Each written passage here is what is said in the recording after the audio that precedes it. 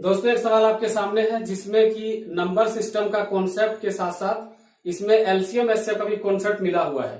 इस सवाल को आप ट्राई करिए, बताइए इसका उत्तर क्या आ सकता है।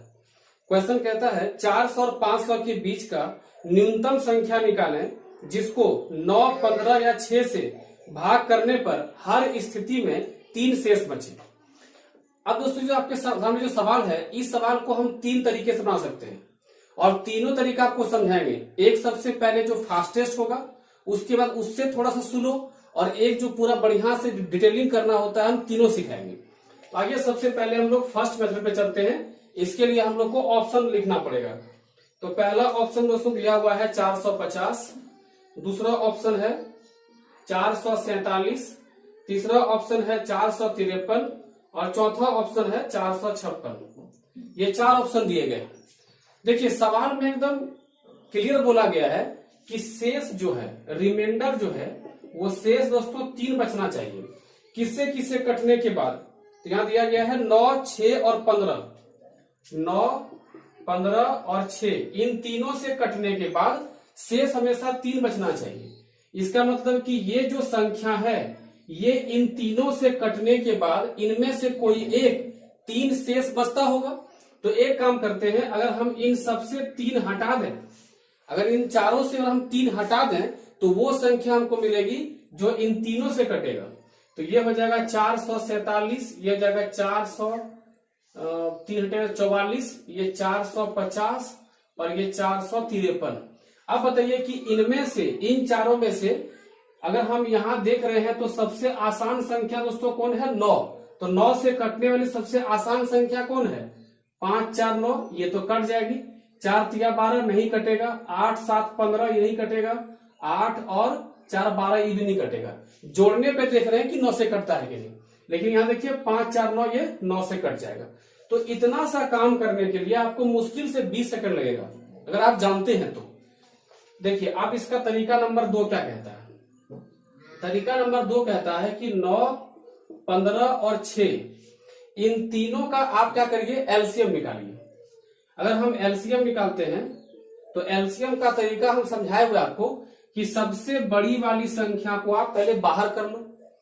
अब देखो कि अगर हम 15 को तोड़ते हैं तो 3 बचे 15 ही तोड़ सकते हैं।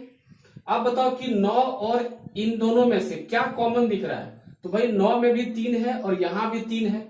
क्या इस 9 को हम यहां ला सकते हैं? ला सकते हैं, अगर एक तो 3 और आ जाए तो। देखिए 3 3 9 आ गया, इसका काम खत्म। 15 तो पहले खत्म हो चुका है। अब देखिए क्या 6 यहां पर है? तो 6 में क्या क्या है? 3 गुने 2 6, लेकिन यहां देखिए कहीं पर भी 2 नहीं है। अगर हम 2 यहां पर डाल दें तो 3 दूनी 6 हमको आसानी से दिख जाएगा। अब 6 भी खत्म हो गया, 6 भी यहां आ चुका है।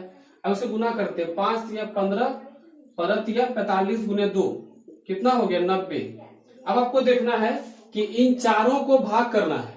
अगर इन चारों को हम भाग करते हैं तो किसमें शेष 3 बचता है? एक तरीका ये हो गया, और एक तरीका दोस्तों और भी है। क्या वो समझिएगा ध्यान से। हमको बोला गया है कहां से कहां तक? 400 से 500 के बीच। 400 से 500 के बीच आप सीधे क्या करिए कि 90 को गुना करना शुरू करिए। अगर 90 को हम 1 से गुना करेंगे तो इसके बीच तो आएगा नहीं। अगर हम 2 से गुना करेंगे 180, इसके बीच नहीं आएगा। 3 से गुना करेंगे 270, इसके बीच नहीं आएगा। 4 से गुना करेंगे 360, वो भी इसके बीच नहीं आएगा। अगर हम 5 से गुना कर दें, 9 बचे 45, आप देखो कि 450 इसके बीच में आ रहा है। 450 400 और 500 के बीच में आ रहा है। लेकिन अगर हम 6 से गुना करेंगे तो 540, देखो पार हो जा रहा है। तो यही एक संख्या है 400 और 500 के बीच में, जो कि 90 से कटेगा। अब इसमें 3 शेष आना चाहिए। तो देखिए 453 आपका ऑप्शन में होगा, यही आपका उत्तर है। तो 3 तरीके से आप क्वेश्चन सॉल्व कर सकते थे। एक तो बाय ऑप्शन, एक एलसीएम निकाल के ऑप्शन चेक करना, और एक डायरेक्ट आप एलसीएम निकालते हुए आंसर तक पहुंच सकते हैं। ठीक है, आपको जो तरीका अच्छा लगे आप उससे बनाइए। ठीक है, तो यहाँ जो सवाल थे दोस्तों वो देखिए, बहुत ही अच्छा क्वेश्चन पूछा गया है। सोनू को 30% अंक मिले और वह 5 अंकों से अनुत्तीर्ण हो गया, मतलब फेल हो गया। सोनू को 32% अंक मिले और वह 3 अंकों से अनुत्तीर्ण हो गया, यानी कि फेल हो गया। तो उत्तीर्ण होने के लिए आवश्यक अंकों का प्रतिशत निकालें। यानी पास होने के लिए, उत्तीर्ण होने के लिए कितना परसेंट एक्चुअली में चाहिए वो बताना है आपको। देखिए यहाँ पे कोई आदमी है सोनू जो कि 30% और मोनू जो कि 32%, 30-32% ला के भी फेल हुआ है। इसका मतलब कि इसका आंसर जो दोस्तों होना चाहिए वो भाई 32% से ऊपर होना चाहिए। 32% तक लाके भी कोई फेल हुआ है, इसका मतलब कि 32% से ऊपर वाला ही आपका आंसर होगा। आप ध्यान समझिए, यहाँ पे इस सवाल का एक बेहतरीन ट्रिक सिखा रहे हैं आपको हम, उस ट्रिक को ध्यान से समझिएगा। देखिए जब भी कोई ऐसा सवाल रहे जिसमें कि दो आदमी किसी परीक्षा में शामिल हो, अगर एक फेल और एक पास होता तो हम उसके अंकों को जोड़ते, और अगर दोनों पास हो जाए तो अंकों को घटाएंगे, अगर दोनों फेल हो जाए तो भी अंकों को घटाएंगे।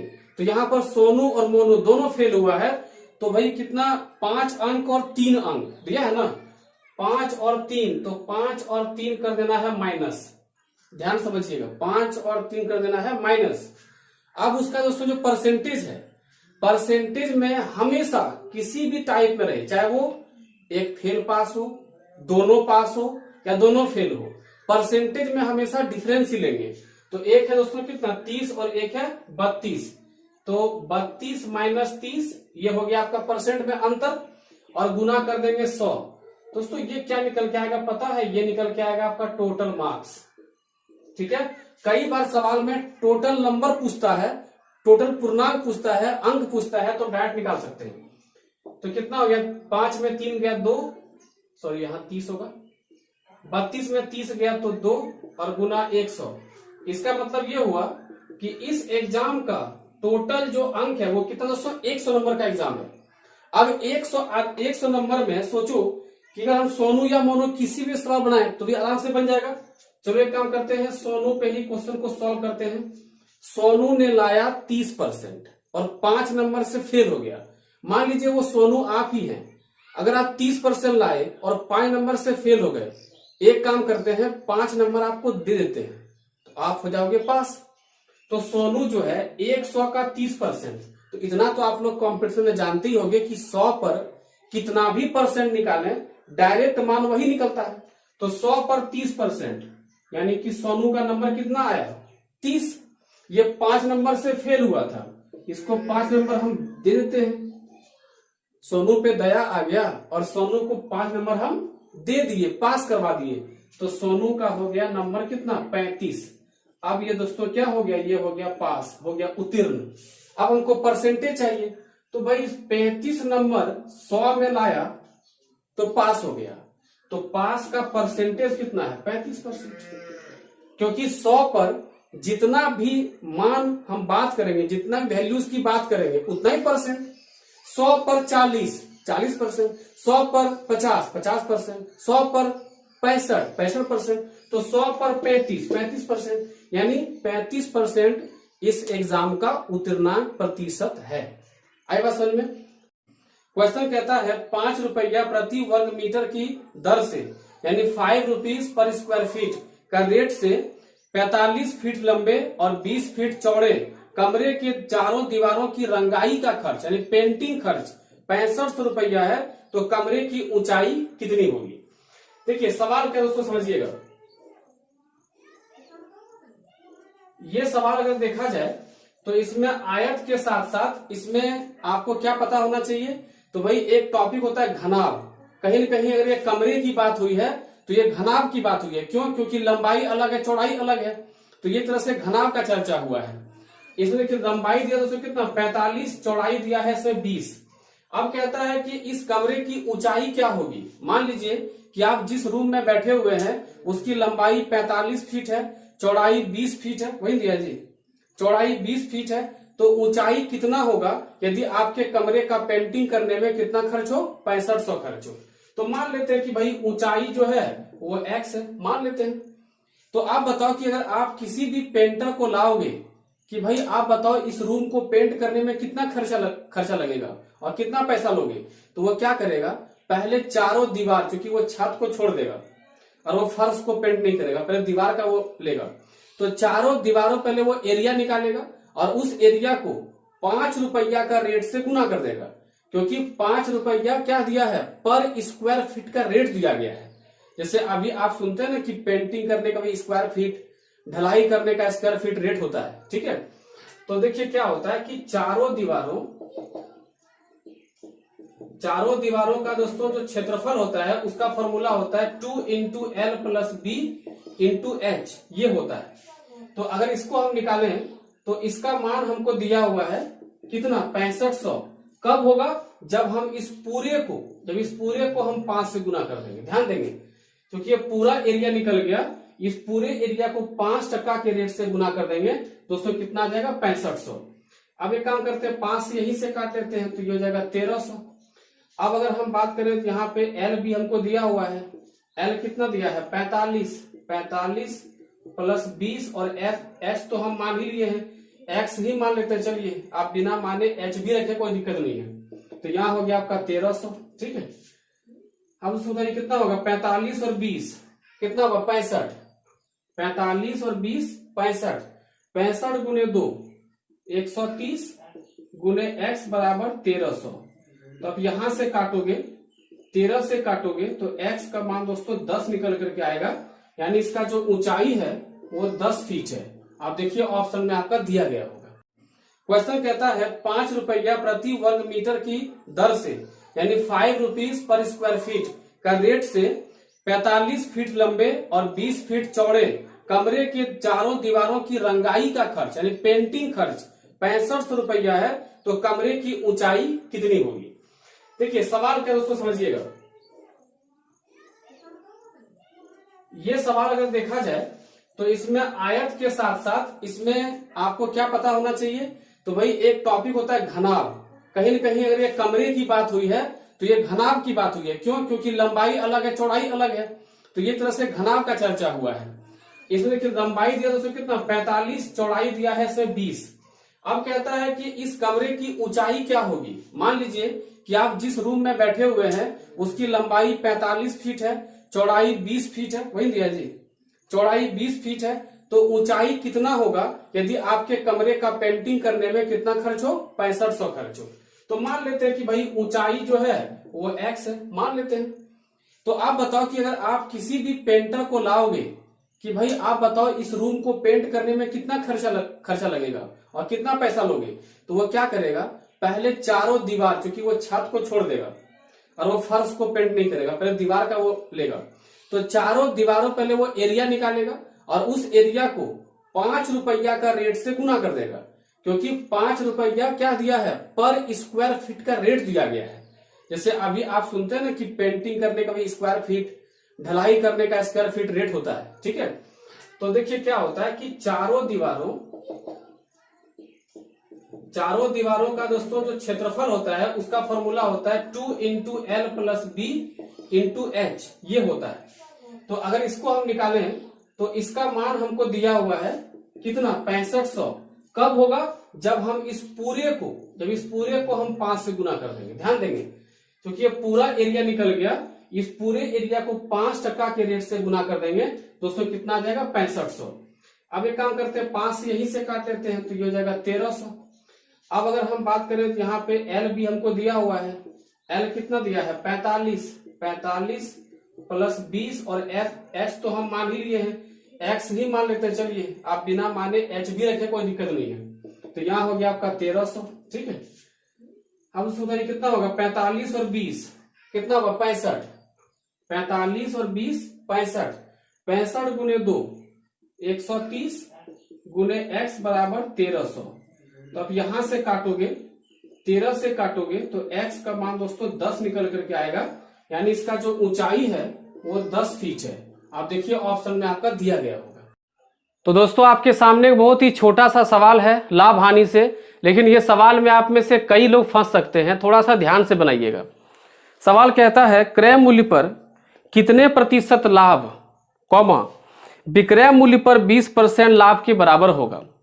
यानी क्रय मूल्य पर कितना परसेंट लाभ विक्रय मूल्य के 20% लाभ के बराबर होगा, ये बताना है। दोस्तों अगर हम विक्रय मूल्य को 100 मान लें, विक्रय मूल्य यानी सेलिंग प्राइस को अगर हम 100 मान लेते हैं, तो अगर आप ये कहें कि 20% अगर लाभ है, इसका मतलब है कि अगर हम विक्रय मूल्य का 20% निकालते हैं तो भाई लाभ जो है वो 20 हो जाएगा, क्योंकि 100 पर हम निकाल रहे हैं। तो क्या हम यहां से क्रय मूल्य निकाल सकते हैं? तो अब सोचो कि अगर आप किसी वस्तु को 100 रुपया में बेचे हो और अगर आपको 20 रुपया का लाभ हो रहा है तो आप उस वस्तु को 80 में खरीदे होगे ना। किसी वस्तु को 100 में बेचे और 20% आपको लाभ ही हो गया, यानी 80 में आप खरीदे होंगे। तो अगर हम प्रॉफिट निकालना चाहें किसके आधार पर? क्रय मूल्य जो पूछा गया है, तो हम ऊपर लिखेंगे प्रॉफिट और नीचे लिखेंगे क्रय मूल्य जो 80 है और उसको 100 से गुना कर देंगे। 20 चौक 80 और 4 से काटेंगे 25 बार में, यानी क्रय मूल्य के आधार पर 25% जो लाभ है वो विक्रय मूल्य के आधार पर 20% के लाभ के बराबर हो जाएगा। दोस्तों आपके सामने बहुत ही शानदार सवाल लिखा हुआ है और इस सवाल को 2023 में कई जगहों पे पूछा गया है और आने वाले कुछ एग्जाम्स के लिए भी इम्पोर्टेंट हो सकता है। तो आइए इसे देखते हैं किस प्रकार से कम एफर्ट में हम लोग सॉल्व कर सकते हैं। कहता है एक छात्रावास में 60 लड़कों के लिए 15 दिनों के लिए भोजन की व्यवस्था थी। यदि 5 दिन बाद 15 लड़के और आ जाएं तो बचा हुआ भोजन कितने दिनों तक चलेगा? यह है आपका सवाल। तो यहाँ पर पहले एक बात ध्यान दीजिएगा कि 15 लड़का आने से पहले 5 दिन के बाद यानी 5 दिन तक ये 60 लड़का लोग खाना खा चुका होगा। अब जब टाइम बचने की बात करेंगे तो 15 जो दिनों का खाना था उसमें 5 दिन तो खत्म हो गया। इसका मतलब हुआ कि अब जो खाना है वो 60 लड़कों के लिए 10 दिन के लिए ही बचा हुआ है। तो 60 लड़का अगर रहे, अगर लड़का नहीं बढ़े तो ये 60 लड़का 10 दिन तक खाना खाएगा, क्योंकि 5 दिन तक खाना खा चुका है। लेकिन कंडीशन दिया है कि 15 लड़के और आ जाए। तो भैया 15 लड़का और आ गया तो अब बताओ कितना हो गया? 60 और 15 कितना हो गया? 75। अब ये 75 लड़का जब आ जाएगा तो बचा हुआ खाना ये 10 दिन में तो नहीं खाएगा, हो सकता है कि उससे कम दिन में ही खाएगा। तो भाई मान लिए कि हम इसको x दिन में वो खा जाएगा। आई बात समझ में? अब यहां से इसको सॉल्व करते हैं। 15 से काटेंगे 5 बार में, 15 से काटेंगे 4 बार में, 5 से काटेंगे 2 बार में।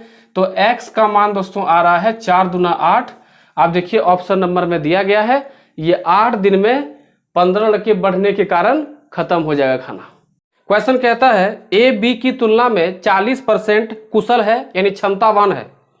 सी ए और बी की तुलना में 50% कुशल है यानी क्षमतावान है।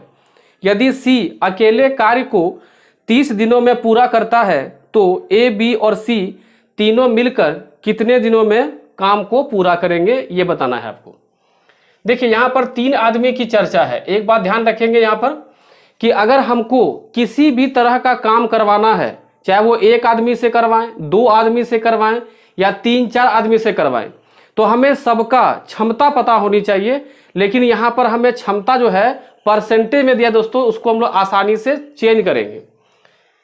देखिए ए कहता है कि बी से, पहला क्या बोला गया है? ए बी की तुलना में केवल 40%।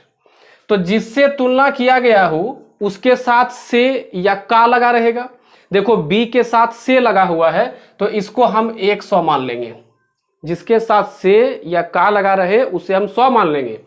अब इससे केवल 40% ही कुशल है तो 100 का 40% 40 ही होता है।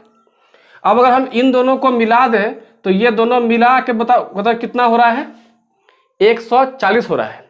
अब कहता है कि सी की जो क्षमता है वो ए और बी की क्षमता का 50% है। तो ए और बी की क्षमता 140, इसका 50% यानी आधा दोस्तों कितना होगा? 70। अब अगर हम इन सब के जीरो को काट दें तो इसकी क्षमता 4, इसकी क्षमता 10, इसकी क्षमता 7। अब ये बताओ कि अगर सी एक दिन में 7 सेब खा सकता है या कुछ भी मान लो, सेब खा सकता है, कुछ भी मान लो, अगर सी एक दिन में 7 काम कर सकता है यानी 7 सेब खा सकता है तो ये बोला क्या कि भाई हम 30 दिन में पूरा काम कर देंगे। तो हम यहां से पूरा काम निकाल सकते हैं कि आखिर पूरा काम है कितना। तो भाई 7 के हिसाब से 3 दिन तक काम किया है यानी 210 क्या है? पूरा काम। अब हमको पूछा गया है कि भाई एक काम करो, ये तीनों व्यक्ति को एक साथ मिलाओ, ए, बी और सी, तो तीनों को मिलाओ और ये पूरा काम यानी 210 कितने दिनों में पूरा हो जाएगा। तो भाई पूरा काम ऊपर लिख लेंगे और इन तीनों के क्षमता से भाग कर देंगे। तो तीनों का क्षमता मिला दो, 10 4 14 और 7 21। यहां से काटोगे, देखिए आपका ऑप्शन में कहीं पर 10 दिन दिया होगा, भाई बिल्कुल ऑप्शन नंबर बी में ही दिया गया है 10 दिन। आई होप कि आपको हम ये सवाल समझा पाए। दोस्तों आपके सामने बहुत ही इंटरेस्टिंग सवाल है, आप इस सवाल को सॉल्व करिए और देखिए क्या आपका मेथड कम से कम टाइम में सॉल्व कराता है कि नहीं, और नहीं तो फिर आप मेरे मेथड को सीखने का कोशिश करिए। कहता मान लीजिए x 4 अंकों की वह बड़ी से बड़ी संख्या है जिसे 16, 28, 40 और 48 से विभाजित करने पर प्रत्येक की स्थिति में 11 शेषफल प्राप्त होता है, तो संख्या x के सभी अंकों का योगफल क्या होगा। अब दोस्तों इस सवाल को बनाने के लिए क्या करना होगा वो समझिएगा। यहां संख्या दिया गया है 16, 28, 40 और 48। दोस्तों आप में से कई लोग एलसीएम निकालने के लिए बड़ा ही लेंदी प्रोसेस यूज करते होंगे, भाग विधि, लेकिन वो नहीं करना है। आइए समझते हैं आसानी से कैसे बनाया जाए। जब भी एलसीएम निकालना होगा तो आप सीधा क्या करेंगे कि आप जो सबसे बड़ी संख्या होगा उसे आप बाहर निकाल लेंगे। क्या 48 16 से कटता है? बिल्कुल कटता है, तो 16 का काम ही खत्म हो गया। दोस्तों 48 को हम 8 छक 48 कह सकते हैं, ठीक है। अब बताओ 28 और इसमें से कुछ कॉमन दिख रहा है क्या? दिख रहा है, कैसे? 8 यहां पर है तो भाई 8 में 4 तो है ना, और 28 होता है 7 गुने 4, जबकि यहाँ 4 तो है। अगर हम 7 यहां गुना कर दें तो 28 भी हमको यहां दिखने लगेगा, 7 गुने 4 28। क्या 40 यहां दिख सकता है? नहीं, क्योंकि 40 बनने के लिए भाई हमको एक बार 5 तो चाहिए।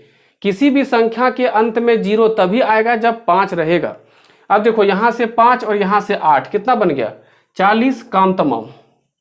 अब गुना कर दो इसको, 8 पंचे 40 और 7 छक 42। जब गुना करेंगे तो आएगा ये 4 दूनी 8 और 4 चौक 16, 1680। दोस्तों एक बात ध्यान रखिएगा कि अगर हम इसको 4 अंकों की सबसे बड़ी संख्या बनाना चाहेंगे तो वो इससे छोटी या इसके बराबर ही हो सकता है। 4 अंकों की सबसे बड़ी संख्या यहां बोला गया है, तो सबसे बड़ी संख्या 4 बार 9 या उससे कम ही हो सकता है कि नहीं। तो अगर हम 1680 को अगर हम 5 से गुना करें तो 8400 आता है। देखो 16 पंचे 80 और 80 गुने 5 400, कितना दोस्तों हो गया? 8400। लेकिन अगर हम 6 से गुना कर देते हैं तो वो 10,000 पार कर जाएगा। अगर 10,000 पार कर जाएगा तो क्या वो 4 अंक का बचेगा? नहीं बचेगा, 5 अंक का बन जाएगा। आप देख लीजिए, अगर 1680 को अगर आप 6 से गुना करोगे, आप गुना करके देख सकते हो कितना हो जाएगा। 8 छक 48 और हाथ में 4, 16 छक 96 और 4 100, कितना हो गया? 10,080, जो कि 5 अंक में चला गया है ना। तो क्या करते हैं, इसको हम लोग 5 से गुना करते हैं दोस्तों, तो ये आता है 8400। अब ये याद रखेंगे कि ये 8400 इन चारों से कटने वाली संख्या है। कैसे? अगर ये एलसीएम 1680 अगर इन चारों से कटेगी तो 1600 को 80 को 2 से गुना करो कि 5 से गुना करो कि 5 लाख से गुना करो, जो संख्या मिलेगी वो संख्या भी इन चारों से कटेगी। लेकिन हमको बोला गया है कि कटना नहीं चाहिए, हमको शेष मिलना चाहिए। तो भाई जो शेष बचाना है उसको जोड़ दो, 8411। अब इसको सभी अंकों को जोड़िए, इनके 8 4 12 और 2 14। देखिए आपको ऑप्शन में दिख रहा होगा 14। क्या 14 ऑप्शन में दिया गया है? यही आपका उत्तर है। तो सवालों को पहले समझिए। अगर हम थोड़ा सा समय ले रहे हैं आपको समझाने के लिए तो ये आपके लिए ही बेटर है। ओके दोस्तों।